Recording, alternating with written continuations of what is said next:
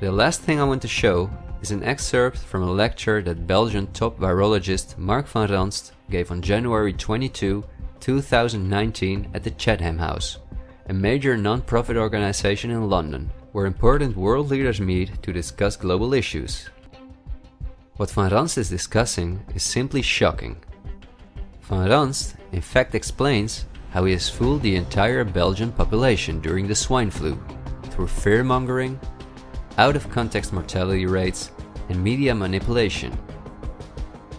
He laughingly explains how he managed to impose the vaccine for the swine flu on the frightened Belgian population, a vaccine produced by the pharmaceutical companies he worked for.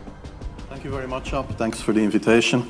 And I was asked to tell you about my experiences being the crisis manager, the flu commissioner for Belgium, and highlighting the communication. And then you have one opportunity to do it right. I mean, day one is so important. In day one, you start your communication with the press, with the people, and you have to do it right. I mean, you have to go for one voice, one message. In Belgium, they chose to appoint a non-politician to do that. I mean, I have no party affiliations, and that makes things a little bit, at that time at least, a little bit easier, because you're not attacked politically, majority, minority. That doesn't come into play, and that was a huge advantage. The second advantage is that you can play in Brussels the complete naive guy and get a lot more done than you would otherwise be able to do.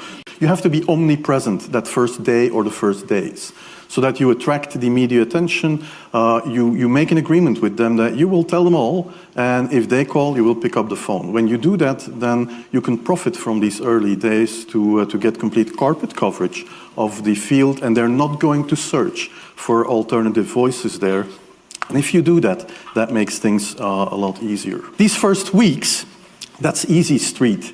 When you have no opposition and everybody needs news and they can come to you for news, you can bring quite a lot of neutral information, and it is picked up, and it is well, the news is brought the way you bring it, and that is you can only do that in the first couple of weeks or months. And then you have to say, okay, well, we will have H1N1 deaths.